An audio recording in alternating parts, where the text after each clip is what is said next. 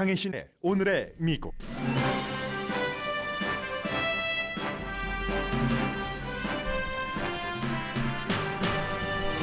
중국은 나흘로 선포한 대만과 미국을 향한 보복 군사훈련의 반을 끝냈습니다. 탄도미사일들을 동원한 이번 군사훈련은 대만을 정복할 수 있다는 걸 증명하는 것도 아니고 전쟁의 서곡도 아니라는 게 중론입니다. 미국 국무장관은 아시아 동맹국들에게 만일의 사태에 미국이 동맹의 역할을 다한다고 강조하고 있습니다. 왕이 중국 외교부장은 중국의 군사훈련을 공개 비난한 일본의 외무장관과의 회담을 취소했습니다. 박진 외교부 장관은 곧 중국을 방문합니다. 7월에 52만 8천 개의 일자리가 만들어졌다는 보고서는 미국은 지금 경기 침체가 아니며 노동시장이 여전히 붐 상태라는 걸 보여줍니다. 9월 이자율 인상폭이 0.75%포인트가 될 가능성이 높아졌습니다. 바이든 행정부가 원숭이 두창 비상사태를 선포했습니다. 의회에 지원기금 요청을 해서 적극적인 태세를 할 방안입니다. 크리스틴 시네마 애리조나주 연방 상원 의원이 합의함으로써 민주당은 인플레이션 줄이기 법안 통과표를 확보했습니다. 국내 이슈에서 진척이 있다는 걸 중간선거 전에 유권자에게 보여주게 됐습니다. 딕 체니 전 공화당 부통령이 딸 리스 체니 선거 캠페인에서 트럼프는 겁쟁이고 246년 미국 역사상 트럼프처럼 미국에 위협적인 인물은 없었다고 비난했습니다. 민주주의 전통들을 깨뜨리고 혼혈조차 비난해온 헝가리 독재자 빅터 오르반이 텍사스주에서 열린 공화당 보수 컨퍼런스에서 열렬한 환영을 받았습니다. 보수 공화당이 대학에서 성별 차이 강의도 없애버린 오르반을 흠모하는 이유를 전해드립니다. 샌디욱 초등학교 총격 사건이 사기라고 주장해온 알렉스 존스가 숨진 학생들 부모에게 410만 달러를 배상하라는 판결을 받았습니다. 여러분 안녕하십니까? 오늘의 미국 강혜신입니다. 네, 이제 반 끝났으니까 나흘 동안 중국이 군사훈련을 하겠다고 했고 이에 대해서 지도를 보면은 중국과 대만이 있고 그 위에 이제 뭐 한국, 일본이 있고 다 뭐 비슷한 그런 지형에 살고 있는 한국과 일본이 굉장히 긴장을 하고 있습니다. 오늘 먼저 이제 이 내용부터 정리를 해드리겠는데 중앙선, 말하자면 차도로 말하면 넘어서는 절대로 안 되는 그런 중앙선까지 넘는 중국이 군사훈련을 했습니다. 탄도미사일 발사 26년 만에 중국 쪽에서 대만 쪽으로 처음 쐈는데 이게 사진을 보니까 사진이 전부 말을 해주고 있더군요. 중국 사람들이 미국에서도 양산, 해가리기 우산을 많이 쓰고 다니잖아요. 그렇게 양산을 쓴 사람도 있었고 반바지에 샌들 차림에 말하자면 여름에 관광객들인 거죠. 그 관광객들이 중국의 핑탄 섬에서 사진을 찍었는데 스냅 사진이죠. 스냅 사진에 보니까 막 군헬기가 떠다니고 하는 군사 헬리콥터가 찍힌 겁니다. 파란 무리로. 이게 이제 중국이 대만에 대해서 여러 가지 그 미사일 발사를 한 건데 뭐 수백 대의 공군, 뭐 해군의 뭐 여러 가지 그 군사 장비, 함정, 뭐 6개 구역과 영해 완전히 그 대만이라는 섬을 그 포위한 거죠. 6개 그 지점망을 해서 그래서 이쪽은 만일의 사태에 미국에서 중국을 겨냥하는 것을 막고 또 다른 쪽에서 완전히 우리는 이렇게 대만을 포위할 수 있다 하는 것이요. 11발 최소한 그런 뭐 탄도미사일이 일정 시간 동안에 대만 인근 상공에서 발사가 됐고 그리고 뭐 수십 대의 전투기 선박 세계에서 가장 그 바쁜 항구죠. 특히 이제 6개 지점 가운데서 3군데는 이 바쁜 항구를 막으면서 일본 해역, 뭐 경제수역, 뭐 이런 비슷한 곳에 떨어지고 일본이 난리가 나고 하는 일들이 지금 있는 겁니다. 1996년도에도 빌 클린턴 전 대통령 당시에도 중국이 6발의 미사일을 대만을 향해서 발사했습니다. 그런데 뭐 그 가운데 그 당시는 96년도니까 기술이 좀 덜 발달해서 지금보다 한 발은 뭐 오작동하고 그런 일도 넘었는데 지금은 그보다 훨씬 많은 것, 소행 로켓 같은 것도 많이 발사를 했고요. 전례 없는 군사훈련인 것 맞습니다. 이게 이제 지난 20년 정도에 중국이 얼마나 군사력이 뭐 발달했는가 이런 것을 보여주는 것이기도 하고, 그 당시에는 96년도에는 중국이 인구는 그 대만보다 뭐 무척 많잖아요. 2,400만 명대 뭐 14억 인구니까는 수십 배 많은데 국방비는 대만보다 2배밖에 안 많았었습니다. 인구가 60배가 많은데 국방비는 2배 정도 많았는데 96년도 미사일을 발사할 때, 지금 중국에서 쓰고 있는 국방부가 대만의 20배에 달합니다. 그러니까 이런 모든 것들을 지금 대만과 미국을 향해서 보여주는데, 그렇게 보여준다고 해서 대만을 중국이 침공을 할 수 있는가, 완전히 정복할 수 있는가, 그건 알 수 없습니다. 미국을 포함해서 이제 여러 세계의 띵크탱크, 특히 이제 워싱턴의 띵크탱크 그 Center for New American Security, 새로운 미국 안보 센터에서 5월 달에 항상 분쟁 지역의 전쟁 게임이라는 걸 하죠. 시나리오를 해봅니다. 그렇게 됐을 때 중국이 어떻게 대만을 만약에 정복한다고 하면은 할 수 있는가 하는 것에서 전투 일주일 안에 대만 이 섬에 중국 군대를 상륙시킬 수 있습니다. 지금 저는 항상 이 케이스를 볼 때 러시아의 우크라이나 침공을 보게 되는데, 러시아도 그랬습니다. 그리고 나서 그런데 그 이후에 산악 지역, 그 섬에 일단 가면은 산악이 있잖아요. 그런 지역을 돌아서 타이베이까지, 수도 타이베이까지 도달하기는 힘들다는 겁니다. 빨리 해야지 되는데, 이게 바로 러시아가 키브를 며칠 만에 점령한다? 몇 개월이 지나도 하지 못했습니다. 그렇기 때문에 빨리 해야지 된다. 이런 시나리오가 있었고, 해서 만일에 2027년도에 중국이 대만을 침공을 시도를 한다 하더라도 그 장기전이 될 것이다. 지금 러시아가 잘못 계산한 것과 똑같이 이게 미국의 띵크탱크에서 내놓은 전쟁 게임입니다. 불과 5월 달에 내놓은 거고요.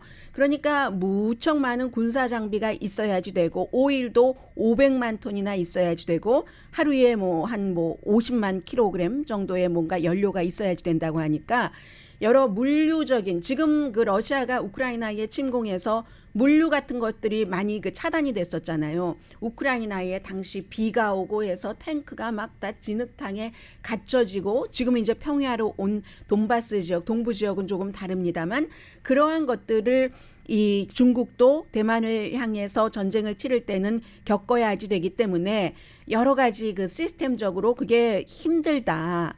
결국 문제는 시진핑 중국 국가주석과 시진핑의 장군들이 어떻게 계산하느냐에 따라서 달린 거죠. 대만을 가지려면은 미국과 전쟁을 한다는 것도 믿어야지 되는 거고, 그러니까 이번에 대만을 향해서 우리 너희들을 완전히 고립시킬 수 있어? 하나를 보여주는 거고, 우리 지금 이 정도로 몇십 년 전과는 무기 시스템이 달라졌거든. 그러니까 함부로 대만을 감싸고 돌지 마라 하는 것을 미국에도 보여주는 것이기는 합니다만은, 대만을 침공해서 이긴다는 것을 보여주는 것도 아니고, 그리고 앞서 말씀드린 이 같은 장애가 있기 때문에 지금 대만에 대한 선전포고다 하는 것도 아니라는 겁니다. 전문가들은 그렇게 결론을 내리고 있습니다. 고립은 시켰죠. 우선 타이베이, 북쪽에 이제 타이베이가 있고, 남쪽, 서쪽, 이런 항구들을 다 바닷길뿐만이 아니라 하늘길까지도 막아서 한국도 여러 가지를 지금 중국과의 물류라든가 인간의 그 교류, 이런 것들 그 시스템 자체도 지금 한국뿐만이 아니라 모든 나라가 임시적인 조정을 하고 있는 그 상태입니다. 중국이 대만을 고립시키기는 좀 쉽겠죠. 섬나라니까, 섬이고 에너지의 98% 정도를 수입을 하고 식량도 대만이 60%를 수입을 하니까 기본적인 고립은 하지만, 완전히 그 나라를 먹어치우려면은 미국과 싸워야지 된다는 이런 것이 있다는 겁니다. 그럼에도 불구하고 시진핑이 낸시 펠로시 미국 하원 의장이 대만을 방문해서 무슨 일이 있을 때 미국은 대만을 버리지 않는다 하는 것을 강조한 것에 대한 분노, 미국과 대만을 향한 이런 것 언제까지 갈까? 일단 나흘에 일단은 끝나고 그 선포해 놓은 것에 대해서는 그리고 이제 이게 내부 단속용인 거죠. 우리 이렇게 강하다는 것을 미국, 대만, 중국 내부에도 보여주고 적당히 지지해라. 미국, 대만을 말이지. 이런 메시지를 주는데 시진핑은 참 이렇게 강해 보이면서도 사실은 안정감이 있어야 약해 보이지 않으면서도 안정감이 있도록 보이는 거 이게 참 두 가지가 힘든 건데 이런 것을 지금 내부 단속에서 해야지 된다는 게 문제고 대만은 이제 아차 우리가 열심히 해오긴 했지만 경제적으로 군사적으로 이렇게 할 때 사실은 대만이 계획을 세울 수 있도록 생각은 다 하고 있었겠지만 실전으로 보여주니까 대만도 더욱더 지금부터 군비를 강화하겠죠. 이 같은 비상사태는 모든 나라에게 다 나쁩니다. 그러니까 모두 조심하죠. 한국도 평화적으로 해결되길 바란다.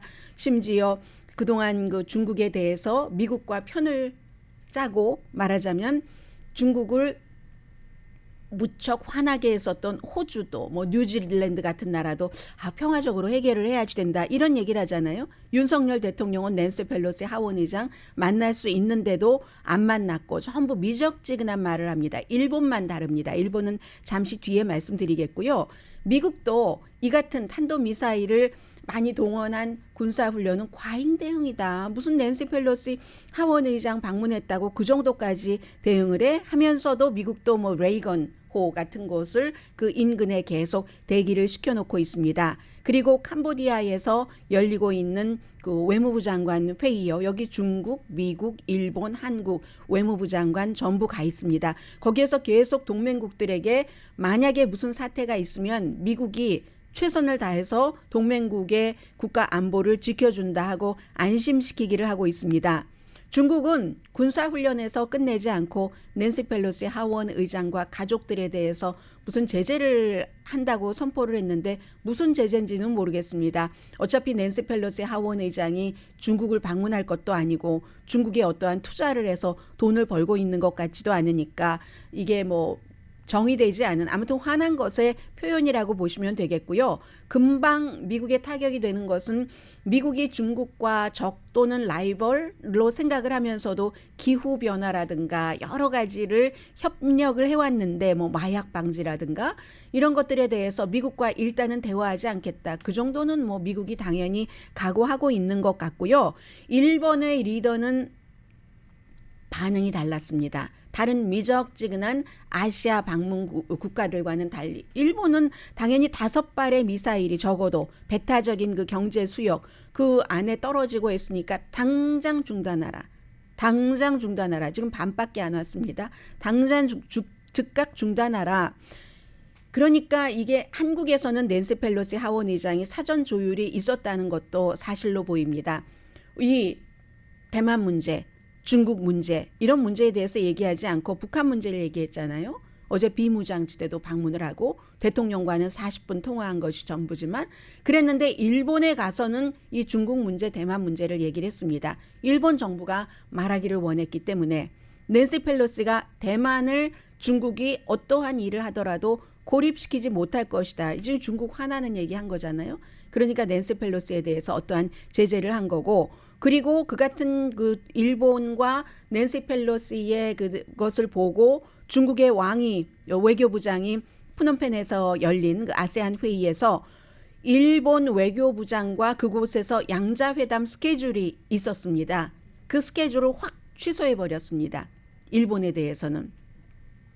그리고 한국은 박진 그 외교부 장관이 지금 중국과 처음으로 공식적으로 접촉을 이제 조금 더 포멀하게 하게 되는 거잖아요. 금방 이제 중국을 방문을 하니까 그럴 때 생각을 해보면 박진 외교부 장관이나 이 윤석열 대통령이 낸시 펠로시 하원 의장을 반갑게 기쁘게 뭐 맞이하지는 못했지만 중국을 방문하기에 앞서서 그리고 이 푸놈펜의 회의는 원래 예정됐었던 것이고 한국과 중국은 또 해결해야지 될 문제가 있습니다. 외교라는 것은 언제나 우리나라의 입장에 맞게 그런 것을 가져오는 성과를 가져오는 것이 목적이고 그럴 경우에 박진 그 외교부 장관이 중국을 처음 방문해서 가져와야지 될 게 있는데 이게 이제 국내에서 윤석열 그 대통령이 낸시 펠로시 하원 의장 만나서 뭐 중국 잘못했다, 뭐 우리 대만 편이다, 뭐 이런 비슷한 뉘앙스를 주면은 박진 외교부 장관이 중국에 가서 벌어와야지 될 것을 벌어올 수 있겠습니까? 이런 것들이 전부 계산이 됐었던 것이라고 생각이 되고요. 물론 한국에선 지금 논쟁이 강한 것 같습니다. 낸시 펠로시 하원 의장이 과거에 그 데니스 헤스터트니까 2002년이네요. 그 이후에 처음으로 한국에 간 그 미국 뭐 권력 서열 3위, 승계 서열 2위인 하원 의장인데 대통령이 서울에 있으면서도 만나지 않은 것에 대한 이것도 아주 아이러니예요. 비난을 이 그 윤영찬 의원 그 문재인 대통령의 비서실장을 지냈잖아요. 안 만났다고 비난을 하거든요. 그리고 조선일보라든가 아니면 그 국민의힘에서 서의 또 그 반대, 서로 이제 반대되는 그런 입장을 얘기를 하는 게 이게 다릅니다. 이게 무엇을 말하냐면 한국에서 더불어민주당이 대통령이건 국민의힘이 대통령이건 그 선거 캠페인 할 때와 막상 대통령이 됐을 때 외교 관계에 있어서 그것을 확확 바꿀 수가 없습니다. 그리고 어느 정도 바꿀 수 있는 부분까지가 있고 바꿀 수 없는 부분이 있는데 그건 국가라는 큰 틀에서 계산을 해야지 되기 때문에 이제 이 문제는 이 정도로 그 생각을 해보시면 될 것 같고요. 원래 외교란 게 그런 거잖아요. 그러니까 펠로시 의장도 그것을 다 존중을 해서 한국에서는 대만 중국 문제를 얘기하지 않고 곧 박진 외교부 장관이 중국을 방문해서 한국도 얻어야지 될 게 있으니까 그것도 이제 합의를 한 거겠죠. 그래서 북한 문제에 그런 답을 했다. 그러니까 아마 여러분들께서 주말 사이에 이거 중국이 계속 군사훈련을 하는데 뭐가 어떻게 되는 것 아니야? 라고 크게 생각하지 않으셔도 된다. 왜냐하면 중국도 미국이 알고 있는 걸 중국은 모르겠습니까? 아무리 이게 중국 몽이죠. 중국 꿈입니다. 차이나 드림입니다. 차이나 드림 가운데서 가장 크게 올려놓은 게 시진핑 중국 국가주석은 대만을 우리 것으로 한다. 지금까지 한 번도 지배해보지 못한 그런 건데 그 큰 틀 안에 있기는 하지만 우리가 뭔가 그 비의도적인 군사적인 충돌이 일어났을 때 대만을 지금 가질 수가 없다 하는 것을 계산을 끝마쳤기 때문에 정말로 이변이 없는 한 이번 그 군사훈련 당시에 대단한 그런 그 돌발적인 그런 일들은 일어나지 않을 것이라고 안심하시면서 주말을 즐기시기 바랍니다.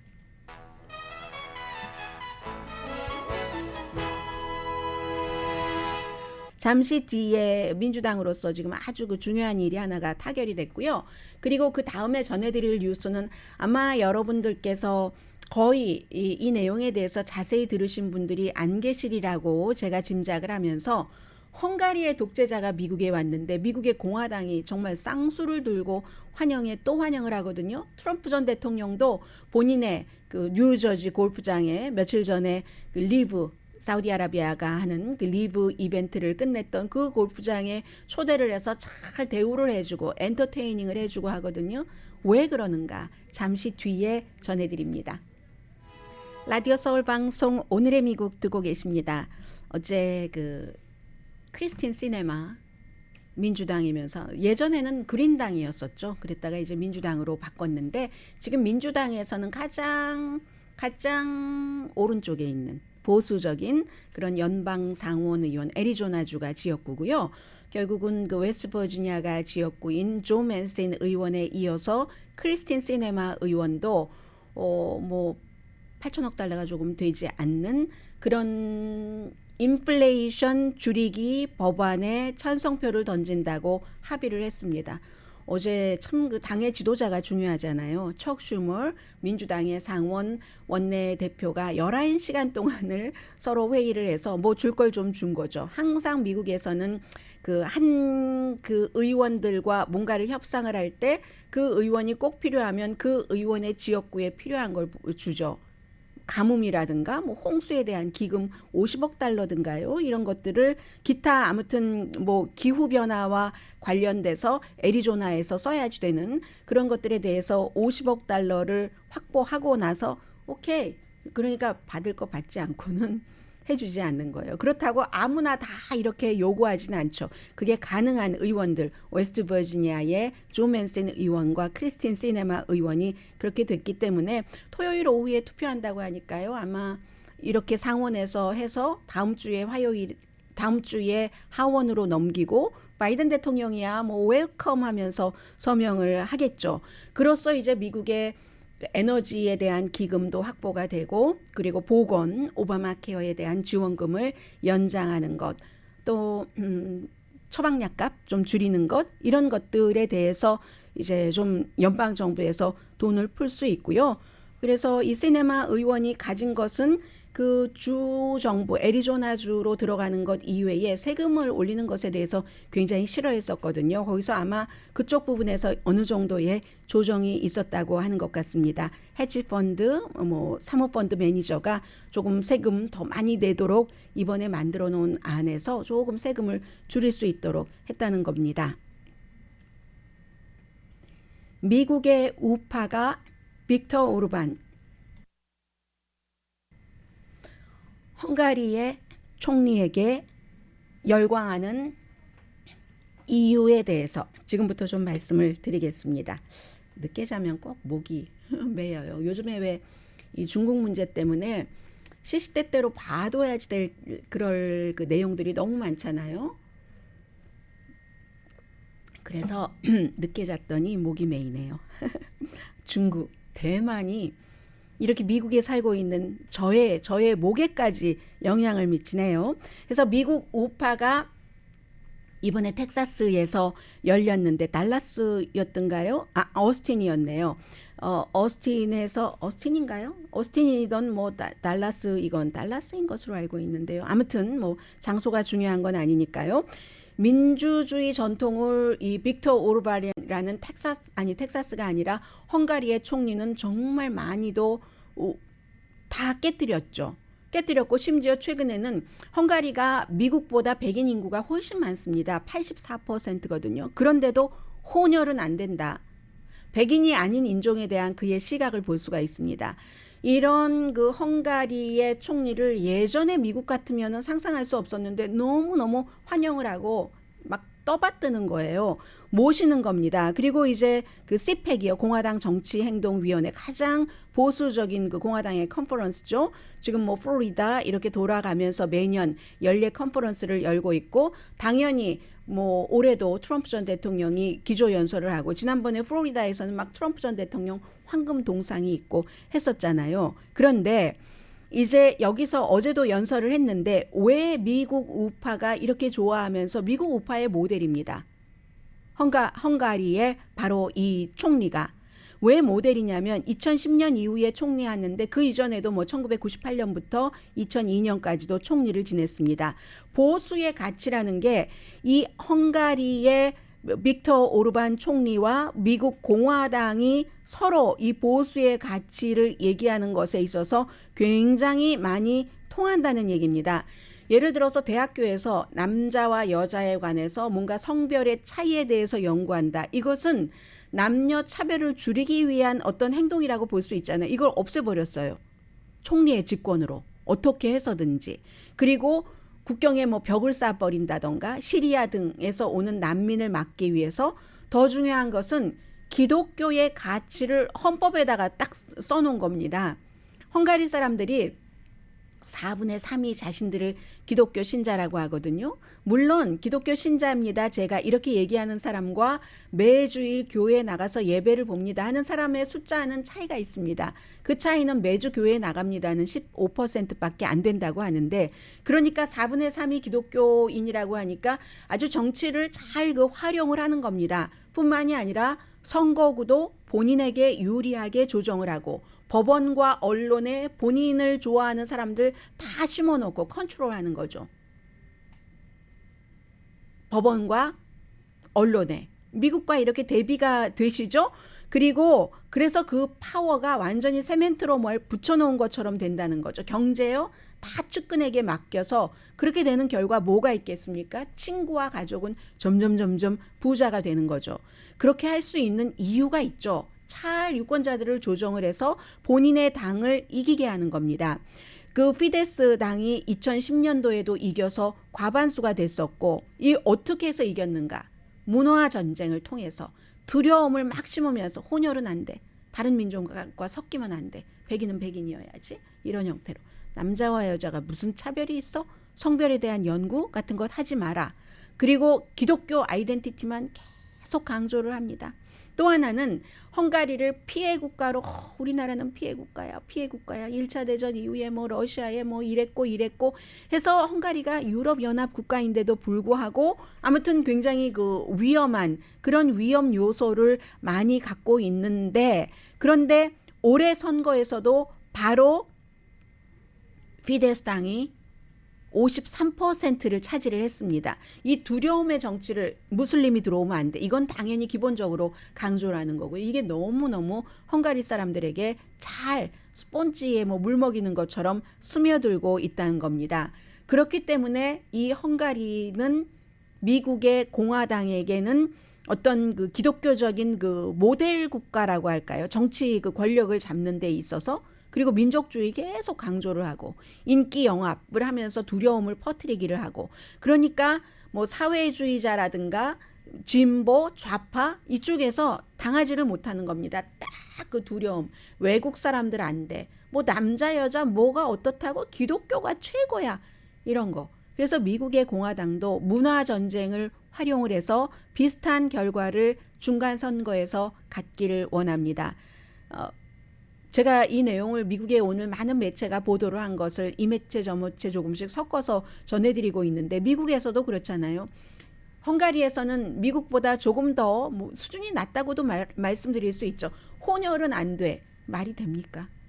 요즘 세상에 말이 안 되잖아요. 그런데 혼혈은 안 돼 라고 얘기하는 것, 그러한 것들 학교에서 뭐 가르칠 수가 없어. 성별 차이에 대해서. 비교 인종 이론을 미국에서도 가르칠 수 없게 하는 공화당이 주도하는 주가 많이 늘어나고 있는데, 이런 것들이 작게 보면은 뭐 그런 것에 뭐 그렇게 집착을 하는가 뭐 이렇게 하지만, 그 정치계에서 뭔가를 유도하고 주도해 나가는 사람들, 그런 세력은 다 이 기본 틀을 가지고 가는 겁니다. 일반 사람들은 하나하나를 할 때 이게 이렇게 가면 이렇게 가서 나에게 표가 오지 까지라고는 생각하지 않잖아요. 그런데 헝가리의 총리, 미국의 공화당의 최고 지도자들은 그런 계산을 한다는 거죠. 동성애자의 권리를 학교에서 없애게 한다던가 이런 것들이요. 그리고 소수 유권자들에 대한 뭐 여러 가지 이런 것들. 그래서 어제 이제 이 타이틀 선거가 아니라 공화당 그 보수 시팩에서의 연설한 타이틀이 뭐였냐면은, 우리가 어떻게 싸웠는가, 어떻게 싸워서 헝가리의 진보와 뭐 좀 사회주의적인 색채 동구고 하니까 그런 것들을 어떻게 이겼는가 하는 것이 빅터 오르반 총리의 연설이었고, 어제 뭐 그 반응은 정말 대단했습니다. 그리고 미국에서 실제로 뭐 두려움의 정치 이런 것들이 많이 퍼지죠. 최종적으로 애리조나주에서 트럼프 전 대통령이 지지한 캐리 레이크라는 로컬의 뉴스 앵커입니다. 그런데 로컬 뉴스 앵커였는데 가짜 뉴스를 퍼뜨리는 것으로 유명해졌고, 그것이 좋아서 트럼프 전 대통령의 지지를 받아서 뭐 현 주지사라든가 아니면 전 그 마이크 펜스 부통령이 지지한 사람을 아주 가벼운 차이로 확실하게 지금 최종적인 결과를 말씀드리는 겁니다. 누르고 이겼거든요. 그런데 이 레이크 후보도 트럼프 전 대통령이 했었던 것과 똑같이 했습니다. 선거 시작되기 전에도 내가 만약에 진다면 부정선거 때문에 질 거야, 이렇게 미리 선포를 해놓고 본인이 이겼어요. 이겼을 때는 부정선거 때문에 이겼다고 얘기하지 않습니다. 부정선거가 있었던 건 아니고요. 당연히 승리가 확신되니까 야, 우리가 사기를 이겼습니다. 사기를 그렇게 쳤는데도 내가 이겼습니다. 라고 주장을 하는 여성 앵커 후보입니다. 그래서 본인이 만약에 주지사가 되면 공화당 예비선거 후보니까는요. 그러면 투표를 무슨 뭐 사전투표 이런 거 다 없애고 하루로 한다. 이런 것을 그 선거 공약으로 지금 걸었고요. 그러니까 역시 공화당인 특히 이제 애리조나주에서 마리코파 카운티가 워낙에 그 유권자 수도 많고 이슈였었잖아요. 트럼프 전 대통령이 저기 뭐 사기야 막 이런 얘기를 했었던 그곳의 카운티 감독관 빌 게이츠 공화당입니다. 그런데 이 사람이 최종적으로 이 그 캐리 레이크가 공화당의 주지사 후보가 됐다라고 하니까 공화당 전체가 에게 재앙이고 그리고 민주주의에도 재앙이다 이렇게 얘기를 했습니다. 민주당이 이 사람을 이길 만큼 강하다고 생각하고 있는 것 같지 않고요. 그런데 이게 모든 것은 끝까지 가봐야지 되는 거잖아요. 지금 중국의 군사적인 훈련을 이것 가지고 막 일촉즉발이라고 얘기하는 사람들도 많이 있는데 제가 여러분들께 며칠째 강조를 해드리는 것은 제가 중국의 군사 전문가여서가 아니라 미국이나 다른 유럽이나 다른 나라의 군사 전문가나 군사 전문가의 말을 인터뷰를 해서 많이 분석하는 저널리스트들의 말을 통해서 이것은 전쟁으로 가는 그런 그 북을 둥둥 치는 게 아니다라고 말씀을 드렸잖아요. 공화당이 예비선거에서 트럼프 전 대통령이 지지하는 지난번 선거가 부정선거였어 라고 주장하는 후보가 많이 당선됐습니다. 그런데 그게 끝이 아니라는 거죠. 오히려요. 그런 사람들이 당선되라고 뭐 펜실베니아 주지사 선거라든가 이런 애리조나주 선거에서도 있었고 민주당이 그 사람들을 지원했어요. 막 후원금 넣고. 그렇게 돼야지 민주당이 이기기가 쉽기 때문에. 그렇기 때문에 결론은 여기서 끝난 게 아니라 이제 11월 중간 선거까지 가봐야지 안다. 그러나 지금 공화당의 분위기는 이렇게 헝가리의 빅터 오르반 총리라던가 부정선거라고 막 주장을 하는 그런 그 가짜 주장을 하는 사람들이 굉장히 공화당에서 힘을 얻고 있기 때문에 그렇기 때문에 공화당의 전통적인 그런 것을 믿는 사람들은 오호 통제라 공화당의 재앙이네 라는 말을 하는 겁니다. 잠시 뒤에는 경제 뉴스 제일 중요한 것은 이제 당장 있을 9월 달에 이자율 인상 폭에 대한 예상인데요. 잠시 뒤에 전해드립니다.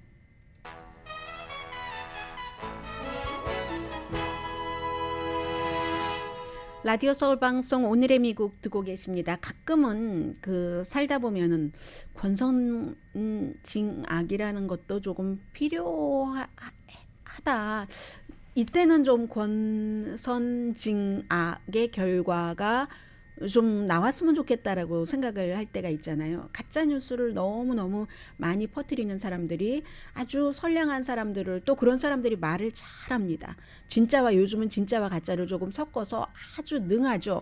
그렇게 해서 많은 사람들이 정신이 피곤해지고 피폐해지고 하는 것에 대해선 누가 어떻게 벌을 줄 것인가. 벌을 준다는 게 그 사람 벌 주고 끝나자는 게 아니라 그래서 그러한 쓸데없는 감정적인 낭비라든가 걱정이라든가 증오심 같은 것을 줄일 수 있기 때문에 그런 면에서 샌디욱 초등학교 그거 가짜다. 다 막 여기 애들도 죽었다고 하는데 그거 다 뭐 연기자들이야. 부모도 막 다 이렇게 얘기했었던 그 인포워라는 팟캐스트를 하고 있는 알렉스 존스 모든 소셜미디어에서 다 쫓겨났습니다. 이 세계에서 가장 그렇지만 영향력 있는 팟캐스터 이 알렉스 존스에게 그런 거짓말을 했다는 이유로 410만 달러를 그 초등학교에서 숨져서 소송을 한 부모님들에게 지급을 해라 하는 판결이 나왔습니다. 원래 가족들은 1억 5천만 달러를 얘기를 했었었는데요. 너무 막 위협도 많이 받고 그리고 기가 막히다고 우리 아이가 숨졌는데 그걸 우리들이 지원했다고 하는 그런데 일단은 410만 달러고요. 이게 끝은 아닙니다. 또 거기에 대해서 징벌적인 손해배상이라는 게 있으니까 거기에 대한 재판은 또 시작이 되고 어제는 텍사스였거든요. 커네디컷주에서도 커네디컷이잖아요. 뉴헤븐이라는 곳에 샌디욱 초등학교에서 어린아이들이 뭐 19명인가 20명인가 숨지고 선생님들 6명 숨진 그 사건에 대해서 지금 이렇게 돼 있고요. 또 딕 체니 전 그 부통령 말씀을 조금 드리겠습니다. 이거 지금 제가 순서를 잘못 말씀드렸어요. 경제 말씀드리겠습니다. 7월 달에 52만 8천 개의 일자리가 만들어졌습니다. 52만 8천 개의 일자리가 만들어졌는데 굉장히 인상적인 그 숫자입니다. 왜냐하면 2월 달 이후에 가장 빠른 그 노동시장의 성장이기도 하고 52만 8천 개인데 예상하기는 26만 개로 예상을 했었거든요. 그리고 5월 달과 6월 달에도 이미 발표됐었던 것보다 더 많은 일자리가 최종적으로 계산을 해보니까 나왔다 하는 겁니다. 실업률은 3.5%로 안정적이라는 것을 넘어서 1969년 이후에 최저의 실업률을 유지하고 있고, 평균 수입은 1개월 사이에 0.5%가 늘어났고 1년 전에 비해서는 5.2%가 증가해서 이것도 역시 예상보다 좋았습니다. 레저, 호텔 등 숙박업계에서 9만 6천 명 일자리 만들어져서 가장 많이 만들어졌고, 물론 이 분야에서 아직도 120만 명이 예전보다는 팬데믹 이전보다는 숫자가 적기는 합니다. 그리고 뭐 전문가, 또 비즈니스 서비스 순서를 말씀드리자면 의료 서비스도 7만 명이 추가됐고, 공무원 5만 7천 명, 제조업 3만 개, 그리고 월마트하고 타겟이 그동안 계속 소비자들이 이거 그 소비 행태가 달라지는데요. 돈이 없어서 우리 그 브랜드를 많이 사고, 이런 반복적인 경고를 하는데도 소매업소의 일자리도 2만 2천 개가 늘어났습니다. 그러면 중요한 것은요, 연방준비제도는 이 인플레이션도 잡고, 인플레이션을 잡으려면 일자리도 좀 어느 정도 조정이 돼야지 되고 하잖아요. 그래야지 수입이 조금 줄어들어서 사람들이 수요가 또 줄어들 수 있고, 수요가 줄어들면은 그게 물가 인상으로 이어지지 않고, 이걸 바라고 있는데 연준이 바라는 것처럼 되지 않는 겁니다. 노동시장이 식혀지질 않고 있는 겁니다. 물론 부분적으로는 월마트나 타겟이 얘기하는 것처럼 경제 성장이 조금 슬로우해진다던가 무뎌진다던가 이 정도는 있지만 노동시장이 아직도 핫한 거예요. 붐이라고 말씀드릴 수 있을 정도로. 그러면 이럴 때는 9월 달에 이자율 인상이 0.75%포인트가 될 가능성이 높다.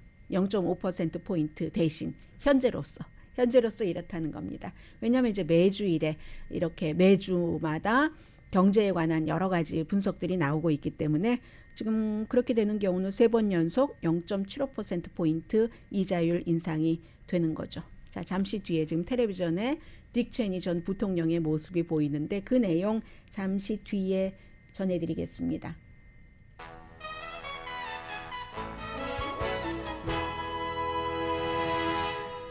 라디오 서울 방송 오늘의 미국 듣고 계십니다. 네, 캘리포니아주에서 간 하비에르 바세라 보건복지부 장관이 미국은 전국적으로 원숭이 두창 비상사태를 선포합니다라고 발표를 했습니다. 다음 단계를 준비하기 위해서 그러는 건데, 다음 단계라는 것은 의회에 기금을 요청을 해서 여러 가지 백신 준비라든가 이런 것을 하기 위해서입니다.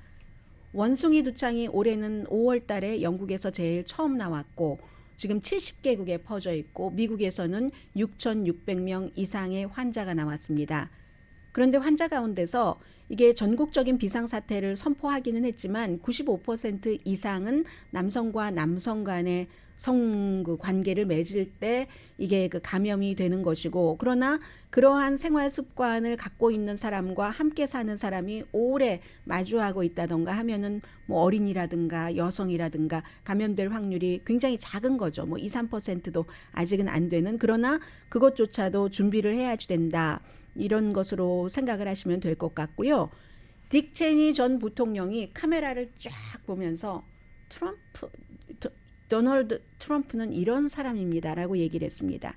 리스 체니라는 본인의 딸이 와이오밍주에서 지금 공화당 예비선거에서 이렇게 말하자면 공화당의 정치 가문의 사람이고 몇 선 의원이고 또 하원에서 서열 3위였는데 그 자리도 뺏기고 한 모든 이유가 트럼프 전 대통령이 탄핵당할 만하다. 이런 책임이 있다. 군 통수권자로서 헌법을 또 수호한다던가 하는 대통령의 책임을 다하지 않았다 하는 것을 끊임없이 얘기를 했기 때문에 트럼프 전 대통령이 지지하는 공화당 예비선거 후보에게 22%포인트 차이로 뒤지고 있습니다. 와이오밍주의 그 여론조사 결과 그렇게 나왔거든요.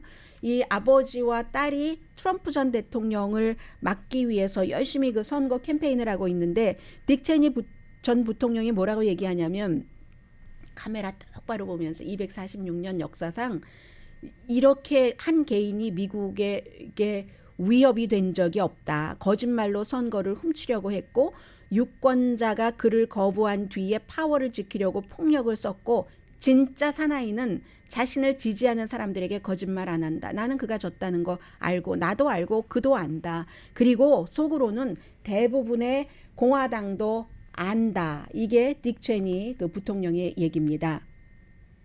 In our nation's 246-year history, there has never been an individual who is a greater threat to our republic than Donald Trump. He tried to steal the last election using lies and violence to keep himself in power after the voters had rejected him. He is a coward. A real man wouldn't lie to his supporters. He lost his election, and he lost big. I know it, he knows it, and deep down, I think most Republicans know it. Lynn and I are so proud of Liz for standing up for the truth. 네, 아버지가 그 딸을 선거 캠페인을 하면서 한 얘기입니다. 오늘 시간이 조금 남았네요. 한국에 그 달 탐사 그 궤도선 다누리가 발사된 것을 보면서 여러 가지 생각을 했습니다. 이런 정도 수준이 세계에서 이제 뭔가 어느 정도 궤도에 오르면 7번째 그 국가인 것이고 수십 년 동안 돈 많이 들여서 한 일이죠. 한국도 미국의 뭐 웹 그 망원경 뭐 이런 것들처럼. 그런데 이게 한국의 것인데 미국의 플로리다주에서 그 기지에서 성공적으로 발사를 했고 그리고 뭐 한 시간 반 정도 뒤인가요? 그 뒤에 호주의 캔베라 지상국과 교신에 성공을 하고 그 뒤에 이제 그 궤도에 성공적으로 진입하고 기타 등등이 있으면 그야말로 아주 깊은 그 우주 탐사의 첫걸음이다. 한국도 이렇게 할 수 있는 거잖아요. 근데 그 모든 것들이 한국에서 시작돼서 다 어디서 저기서 이게 연계가 되잖아요. 그것이 지금 우리가 세상을 살아가고 있는 방식이기도 합니다. 그런데 이러한 얘기 말씀드리다가요. 오늘 그 뉴욕타임스에 보니까 호박전이 얼마나 맛있게 부쳐졌든지 강혜신이었습니다.